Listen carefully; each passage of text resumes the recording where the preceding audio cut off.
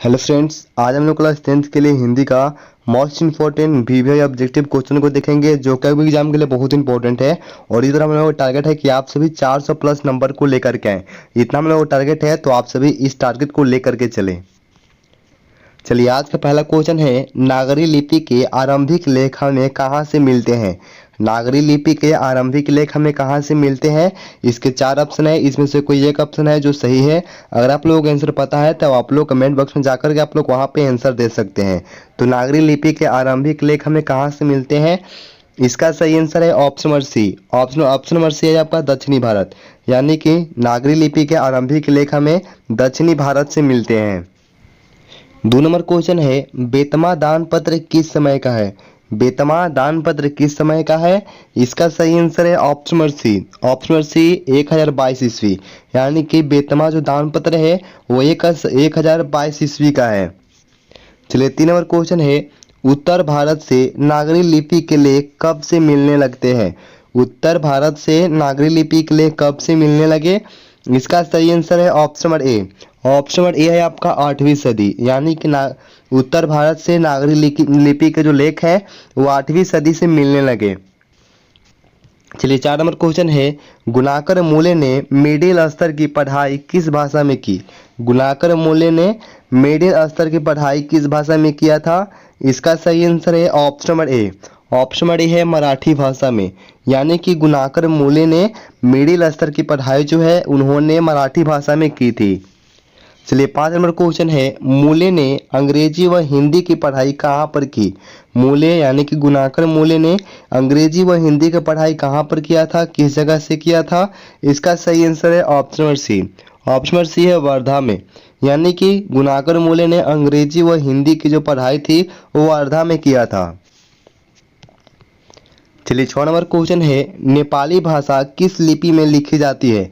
नेपाली भाषा जो है वो किस लिपि में लिखी जाती है। इसका सही आंसर है option number D. Option number D है देवनागरी लिपि में, यानी कि नेपाली भाषा जो है वो देवनागरी लिपि में लिखी जाती है। चलिए, 7 नंबर क्वेश्चन है, गुणाकर मूले का जन्म कब हुआ। गुणाकर मूले का जन्म कब हुआ था। बहुत ही इंपॉर्टेंट क्वेश्चन है, आप लोग इसे याद कर लें। चलिए, गुणाकर मूले का जन्म कब हुआ था। इसका सही आंसर है option number A. Option number A है 1935 ईस्वी में। गुणाकर मूले का जन्म 1935 ईस्वी में हुआ था। चलिए, 8 नंबर क्वेश्चन है, गुणाकर मूले का जन्म कहाँ हुआ था। गुणाकर मूले का जन्म कहाँ पे हुआ था, ये भी इंपॉर्टेंट क्वेश्चन है। इसका सही आंसर है option number C. Option number C है महाराष्ट्र, यानी कि गुणाकर मूले का जन्म कहाँ पे हुआ था, तो महाराष्ट्र में हुआ था। चलिए, 9 नंबर क्वेश्चन है, उन्होंने किस पुस्तक में पुरानी लिपियों की विस्तृत जानकारी दी है। उन्होंने यानी गुणाकर मूले ने किस पुस्तक में पुरानी लिपियों की विस्तृत जानकारी दी है।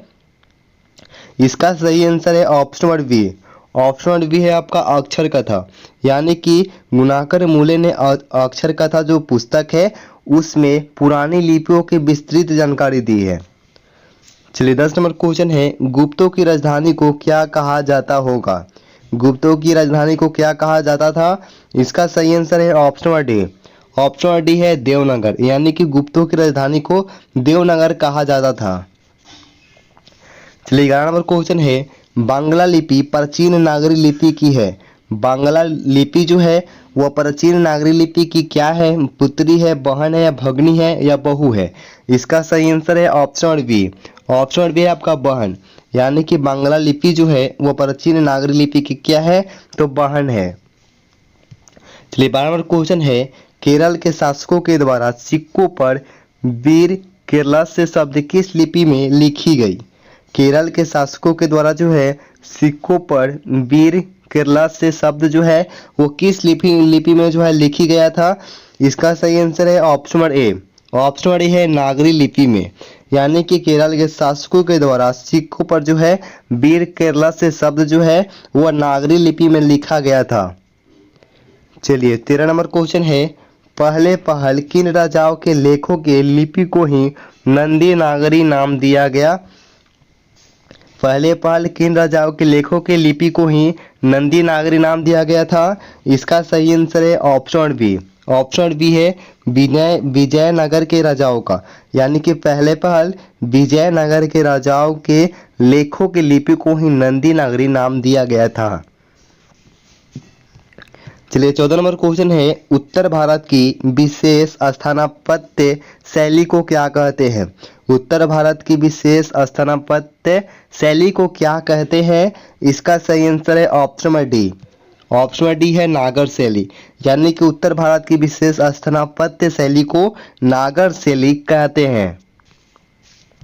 चलिए 15 नंबर क्वेश्चन है, देवनागरी लिपि में मुद्रण के टाइप कब बने? देवनागरी लिपि में मुद्रण के टाइप कब बने थे?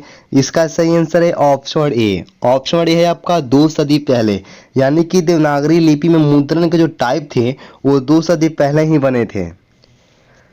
चलिए 16 नंबर क्वेश्चन है, नागरी लिपि कब एक सर्वदेशिक लिपि थी? नागरी लिपि कब एक सर्वदेशिक लिपि थी?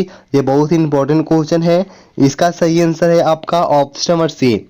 ऑप्शन सी ही 8वीं 11वीं सदी में, 8वीं 11वीं सदी में जो नागरी लिपि थी वह एक सर्वदेशिक लिपि थी।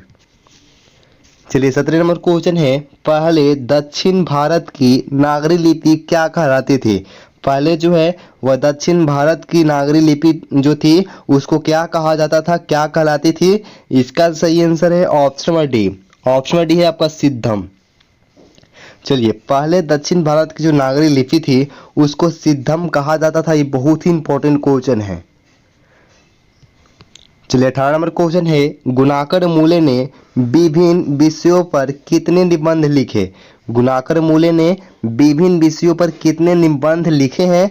इसका सही आंसर है आपका ऑप्शन बी। ऑप्शन बी है 2500 से अधिक, यानी कि गुणाकर मूले ने विभिन्न विषयों पर 2500 से अधिक निबंध लिखे हैं। बहुत इंपॉर्टेंट क्वेश्चन है। चलिए 19 नंबर क्वेश्चन है, भारतीय लिपियों की कहानी, भारतीय लिपियों की कहानी किन की प्रसिद्ध रचना है? भारतीय लिपियों की कहानी जो है किन की प्रसिद्ध रचना है? इसका सही आंसर है आपका option number A. Option number A है गुणाकर मूले की, यानी कि भारतीय लिपियों की कहानी जो है यह गुणाकर मूले की रचना है, प्रसिद्ध रचना है। चलिए 20 नंबर क्वेश्चन है, इस्लामी शासक का आरंभ काल है। इस्लामी शासक का आरंभ काल क्या है? इसका सही आंसर है आपका ऑप्शन नंबर ए है 12वीं सदी से, यानी कि इस्लामी शासक का जो आरंभ काल है वो 12वीं सदी से है। और यह आपका लास्ट क्वेश्चन था। अगर आप लोग चैनल पर हैं तो चैनल को सब्सक्राइब कर लें, वीडियो को लाइक करें, अपने मित्रों के साथ शेयर करें, और वीडियो से रिलेटेड या फिर कोई भी कंफ्यूजन आपके माइंड में हो तो आप लोग कमेंट बॉक्स में जाकर वहाँ पे आप लोग पूछ सकते हैं। मिलते हैं अगले वीडियो में। धन्यवाद।